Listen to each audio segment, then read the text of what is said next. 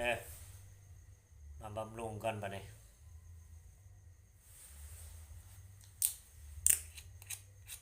กินแบบไวๆกันเนาะ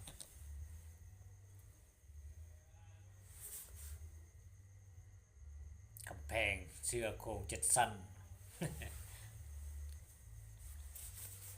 เติมพลังความสำเร็จกัน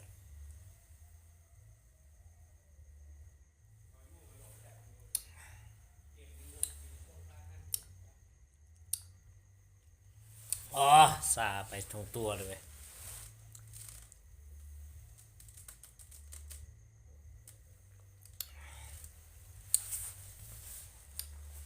ปานโฆษณาขายเลย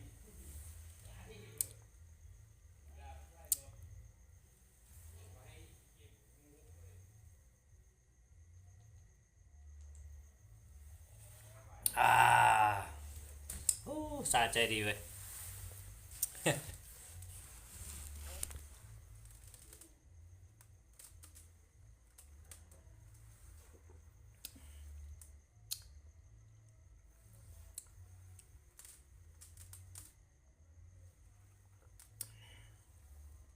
โอ้แลนเจอร์มันธรรมดาไป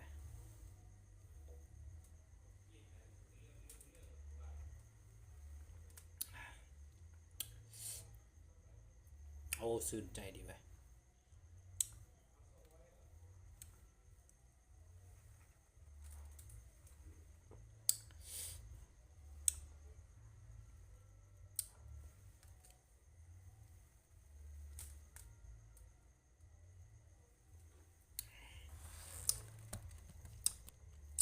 พลังมาเต็มเลยมัน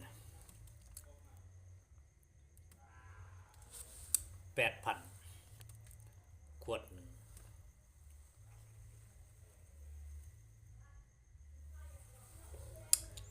ซื้อเป็นแพ็คมาไว้ได้ราคาถึกขายต่อพอกำไรเท่าไรก็เอาเนาะ